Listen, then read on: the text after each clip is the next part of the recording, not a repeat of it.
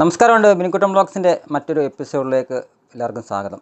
അപ്പോൾ നമ്മൾ ഓട്ടോ ഡ്രൈവർമാരെ സംബന്ധിച്ചോളം പ്രത്യേകിച്ച് നമ്മൾ ഈ ക്ഷേമനിധി എടുക്കാത്തവരാണ് മിക്ക ഓട്ടോ തൊഴിലാളികളും. എടുത്തവരുണ്ട്. അപ്പോൾ ക്ഷേമനിധി ഇപ്പോൾ എടുക്കാൻ പാടാണ്, അവിടെ വരെ പോകണം, മെനക്കെടണം, പിന്നെ ക്ഷേമനിധി അടയ്ക്കാൻ പാടാണ് എന്നൊക്കെ രീതിയിലുള്ള സംസാരങ്ങളാണ് നമ്മുടെ ഡ്രൈവർമാർക്ക് ഇടയിൽ കൂടുതലും കണ്ടുവരുന്നത്. മിക്ക ആൾക്കാരും പറഞ്ഞ് ക്ഷേമനിധി എന്തിനാണ് എടുക്കുന്നത്, വേറെ പണിയൊന്നും ഇല്ല, ഇതൊക്കെ തട്ടിപ്പാണ്, ഉടായിപ്പാണ്. അപ്പോൾ ഈ ക്ഷേമനിധി എടുത്ത് ആനുകൂല്യങ്ങൾ കൈപ്പറ്റിക്കൊണ്ടിരിക്കുന്നവർക്ക് അതിൻ്റെ പ്രയോജനം എന്തുവാണെന്ന് മനസ്സിലാവും. കാരണം നമ്മൾ ഇൻഷുർ അടയ്ക്കുന്നു, ടാക്സ് അടയ്ക്കുന്നു, വണ്ടി ടെസ്റ്റ് ചെയ്യുന്നു, അല്ലെങ്കിൽ പെർമിറ്റ് അടയ്ക്കുന്നു, പൊല്യൂഷൻ അടയ്ക്കുന്നു, മീറ്റർ പതിപ്പിക്കുന്നു. ഈ അടയ്ക്കുന്ന പൈസ ഒന്നും നമുക്ക് പ്രയോജനം ഉണ്ടാകുന്നില്ല. ഇൻഷുറൻസിൻ്റെ ആണെങ്കിൽ പോലും നമുക്ക് ഒരു കാരണവശാലും പ്രയോജനം ഉണ്ടാവാറില്ല. അതെല്ലാവർക്കും അറിയാമല്ലോ. നമ്മുടെ ഡ്രൈവർമാർക്ക് അറിയാം. ചെറിയ തട്ടുമുട്ടൊക്കെ ആയാലും ശരി നമ്മൾ പറഞ്ഞ് തീർത്ത് അങ്ങ് പോത്തേ ഉള്ളൂ. അപ്പന അവരുടെ വണ്ടി അവർ പണിഞ്ഞോണം, നമ്മുടെ വണ്ടി നമ്മൾ പണിഞ്ഞോന്ന രീതിയിൽ പോകും. പിന്നെ വലിയ എന്തെങ്കിലും ആക്സിഡൻ്റ് ഉണ്ടായി ആർക്കെങ്കിലും എന്തെങ്കിലും പറ്റിക്കഴിഞ്ഞാൽ മാത്രമേ നമുക്ക് ഇൻഷുറൻസ് പ്രയോജനപ്പെടുത്തുള്ളൂ. ബാക്കി ഒരു രീതിയിലുള്ള കാര്യങ്ങളും നമുക്ക് അടയ്ക്കുന്ന ഫീസുകളൊന്നും നമുക്കൊരിക്കലും പ്രയോജനപ്പെട്ടില്ല. അപ്പം ഈ വീഡിയോ ഞാൻ പറയാൻ പോകുന്നത് നമ്മുടെ ക്ഷേമനിധി എങ്ങനെയൊക്കെ അടയ്ക്കാമെന്ന രീതിയെക്കുറിച്ചാണ്. ക്ഷേമനിധിയെക്കുറിച്ച് മറ്റൊരു വീഡിയോ ഞാൻ ചെയ്യാം, ഒരിക്കലും ഞാൻ ചെയ്തിട്ടുണ്ട്. അപ്പോൾ അതിൻ്റെ വിശദമായിട്ടുള്ളൊരു വീഡിയോ ഞാൻ പിന്നെ അടുത്ത വീഡിയോ ആണ് ഉൾക്കൊള്ളിച്ച് ചെയ്യാൻ പറ്റും ചെയ്യാൻ ശ്രമിക്കാം. ഓക്കെ. അപ്പം ക്ഷേമനിധി നമുക്ക് അടയ്ക്കേണ്ട രീതി എന്ന് പറഞ്ഞു കഴിഞ്ഞാൽ സംശയമാണ് എല്ലാവർക്കും. അപ്പോൾ എന്നാലും വിശദമായിട്ട് പറയാം.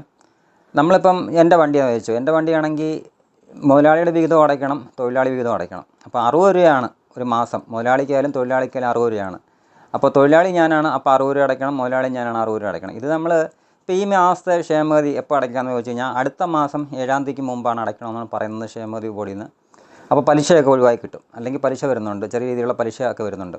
പിന്നെ രണ്ടെന്ന് പറഞ്ഞാൽ ഇത് നമുക്ക് പ്രത്യേകം അടയ്ക്കണം. മുതലാളി വിഹിതം പ്രത്യേകം അടയ്ക്കണം, തൊഴിലാളിയുടെ വിഹിതം പ്രത്യേകം അടയ്ക്കണം. ഒരുമിച്ച് അടയ്ക്കാൻ പറ്റില്ല. രണ്ടു കൂടെ ഒരുമിച്ച് 120 രൂപ ആയിട്ട് അടയ്ക്കാൻ പറ്റില്ല. 60 രൂപ മുതലാളി അടയ്ക്കണം, 60 രൂപ തൊഴിലാളി അടയ്ക്കണം. അങ്ങനെയാണ് നമ്മൾ ക്ഷേമനിധി അടയ്ക്കേണ്ടത്. രണ്ടെന്ന് പറഞ്ഞാൽ നമുക്കിതിപ്പോൾ ക്ഷേമനിധിയുടെ ഓഫീസില്ലേ, ജില്ലാ ഓഫീസൊക്കെ ഇല്ലേ ഇപ്പോൾ ഓരോ ജില്ലയിലും, അവിടെ പോയി നേരിട്ട് നമുക്കിപ്പം നമ്മുടെ ATM കാർഡ് വെച്ച് വേണമെങ്കിൽ സ്വൈപ്പ് ചെയ്ത് അടയ്ക്കാം മിഷൻ വഴി. പിന്നെ അവിടെ ഗൂഗിൾ പേ സ്കാൻ ചെയ്ത് QR കോഡ് സ്കാൻ ചെയ്ത് അങ്ങനെ അടയ്ക്കാം. പിന്നെ നമ്മൾക്ക് അത് ഒരു മൊബൈൽ ആപ്പുണ്ട്, നമ്മുടെ ക്ഷേമനിധി ബോർഡിൻ്റെ തന്നെ ഒരു മൊബൈൽ ആപ്പുണ്ട് നമ്മുടെ കേരള സംസ്ഥാന സർക്കാരിൻ്റെ. അതുവഴി നമുക്ക് എളുപ്പം അടയ്ക്കാൻ പറ്റുന്നേ ഉള്ളൂ. പിന്നെ നമ്മളെന്ന് പറഞ്ഞു കഴിഞ്ഞാൽ എല്ലാ വർഷവും മാർച്ച് 31 മുമ്പ് തന്നെ നമ്മൾ തൊഴിലാളികളില്ലേ, നമ്മൾ ഡ്രൈവർമാർ, അവരാണ് തൊഴിലാളികൾ. അപ്പം അവർ നിർബന്ധമായും മാർച്ച് 30 മുമ്പ് ആ വർഷത്തെ ക്ഷേമനിധി അടച്ച് തീർക്കുന്നതായിരിക്കും ഏറ്റവും വലിയ കാര്യം. കാരണം അല്ലെങ്കിൽ നല്ല രീതിയിലുള്ള പലിശ ഈടാക്കപ്പെടുന്നുണ്ട്.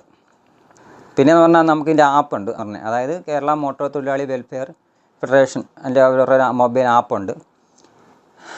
കേരളത്തിലെ ഓട്ടോ തൊഴിലാളികൾക്ക് ക്ഷേമനിധി അടയ്ക്കാൻ പറ്റും. ഓട്ടോ തൊഴിലാളികൾക്ക് നല്ല ഡ്രൈവർമാർക്ക് ക്ഷേമനിധി അടയ്ക്കാൻ വേണ്ടി പറ്റിയൊരു മൊബൈൽ ആപ്ലിക്കേഷൻ ഉണ്ട്. അപ്പോൾ അതിൻ്റെ ഒരു വീഡിയോ ഞാൻ വിശദമായിട്ടും അടുത്ത വീഡിയോ ഞാൻ ചെയ്യുന്നതായിരിക്കും. അപ്പം എല്ലാവരും ക്ഷേമനിധി അംഗത്വം ആവുക.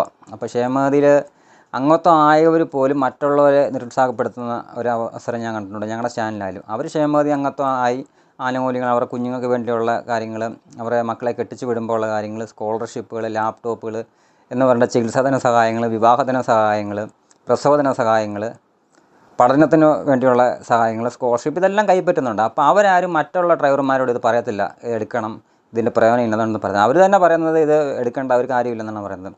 അപ്പോൾ ഞാൻ ഒരു കാര്യം പറയാം, നമ്മളൊരു വാഹനം ഫീൽഡിൽ അടയ്ക്കുന്ന തുകയിൽ നമുക്ക് നിസ്സാരം കാര്യമുള്ള 60 രൂപ അടയ്ക്കുക എന്നുള്ളത്.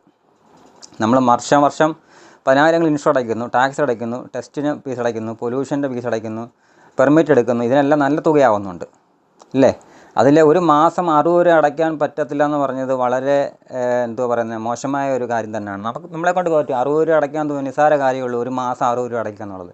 ഒരു ദിവസം നമ്മൾ അനാവശ്യമായ പല പൈസകളും ചിലവാക്കുന്നില്ല, അനാവശ്യമായ പല കാര്യത്തിലും ചിലവാക്കുന്നില്ലേ? സിഗരറ്റ് വലിക്കാൻ, വെള്ളം അടിക്കാൻ, അല്ലെങ്കിൽ മുറുക്കാൻ അല്ലേ, ഇതിനൊക്കെ ചിലവാക്കുന്നില്ല. അപ്പോൾ ഒരു മാസം 60 രൂപ അടയ്ക്കാൻ, അതായത് ഒരു ദിവസം 2 രൂപ വെച്ച് മാറ്റി വെക്കാൻ പറ്റാത്തവരൊന്നുമല്ല നമ്മൾ. അപ്പം അത് പോടന്ന് വെക്കുക. കാരണം പ്രയോജനം ഉറപ്പായിട്ടും ഉണ്ട്. പ്രയോജനം ഞാനും കൈപ്പറ്റിയിട്ടുണ്ട് പല രീതിയിലുള്ള. നമ്മൾ കോവിഡ് സമയത്തായാലും എനിക്ക് 2 തവണ പൈസ കിട്ടിയതാണ് ക്ഷേമനിധി ബോർഡിൽ നിന്ന്. നമ്മൾ അവിടെ വരെ പോയിരുന്നില്ല, മൊബൈൽ വഴി ഒന്നും ചെയ്ത് കൊടുത്തതാണ്, ആപ്ലിക്കേഷൻ വഴി എനിക്കും കിട്ടിയതാണ്. അപ്പോൾ എല്ലാവരും ക്ഷേമനിധി അംഗത്വം എടുക്കുക. നമുക്ക് ആകെ കിട്ടുന്ന ഒരു പ്രയോജനം ഈ ക്ഷേമനിധി ഉള്ളൂ ഒരു വണ്ടി ഫീൽഡിൽ. കാരണം നമ്മളിത് വണ്ടി ഓടി നമുക്ക് വയ്യാതാവുന്നൊരു കാലഘട്ടം വരും. കണ്ണും ഒന്നും കാണത്തില്ല, പ്രഷറും ഷുഗറും കൊളസ്ട്രോളും ശരീരവേദനയും നടുവേദനയും നട്ടൽ വേദനയൊക്കെ വരുന്ന അവസരം വരും. ആ സമയത്ത് നമ്മൾ ഈ വണ്ടി ഫീൽഡിൽ വീട്ടിയിരിക്കും. ആ സമയത്ത് നമുക്ക് കിട്ടുന്ന ഏറ്റവും നല്ലൊരു പെൻഷൻ തുകയായിരിക്കും മോട്ടോർ തൊഴിലാളി ക്ഷേമനിധി ബോർഡിൽ നിന്ന് കിട്ടുന്ന പെൻഷൻ തുക. വാർദ്ധക്യകാല പെൻഷൻ കിട്ടുന്ന തുക പോലല്ല, ഈ മോട്ടോർ തൊഴിലാളി ക്ഷേമനിധി പെൻഷൻ കിട്ടുന്ന തുക മാത്രമല്ല, ഒരുപാട് ബെനിഫിറ്റും ഉണ്ട് നമ്മുടെ മോട്ടോർ തൊഴിലാളി ക്ഷേമനിധി ബോർഡിൽ അംഗത്വമായ. അപ്പം എല്ലാവരും നിർബന്ധമായിട്ട് ഇത് അംഗത്വം എടുക്കുക.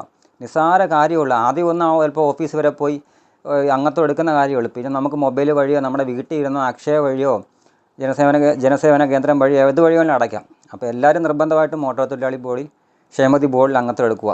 ഓക്കെ, അത്രയേ പറയാനുള്ളൂ.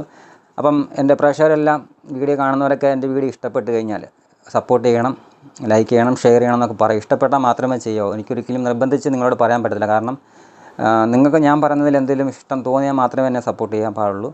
ഞാൻ ചെയ്യുന്ന വീഡിയോയിൽ എന്തെങ്കിലും പോരായ്മ ഉണ്ടെങ്കിൽ തീർച്ചയായും വിമർശിക്കണം. അത് കമൻറ്റായിട്ട് രേഖപ്പെടുത്തി വിമർശിക്കാവുന്നതാണ്. അപ്പം നമുക്ക് അടുത്ത വീഡിയോയിലോട്ട് ഉടനെ വരുന്നതായിരിക്കും. നമ്മുടെ ഇതിൻ്റെ ആപ്ലിക്കേഷൻ ഉപയോഗിക്കുന്ന രീതി, മോട്ടോർ തൊഴിലാളി ക്ഷേമനിധി ബോർഡിൻ്റെ നമ്മുടെ പേയ്മെൻറ്റ് നടത്താനും മറ്റു കാര്യങ്ങൾ ചെക്ക് ചെയ്യാൻ വേണ്ടി അവരുടെ തന്നെ ഒരു ആപ്പുണ്ട്. അത് എങ്ങനെ ഉപയോഗിക്കാമെന്നുള്ള രീതിയിലേക്കുള്ള വീഡിയോയും, പിന്നെ ഇൻഷുറൻസിൻ്റെ വീഡിയോ, പിന്നെ ഇത് പേയ്മെൻറ്റ് ചെയ്യുന്ന രീതി, അതിനെക്കുറിച്ചുള്ളൊരു വീഡിയോ ഒക്കെ ഉടനെ വരുന്നതായിരിക്കും. അപ്പോൾ എല്ലാവരും നമ്മുടെ വീഡിയോ സപ്പോർട്ട് ചെയ്യുക. ഓക്കെ.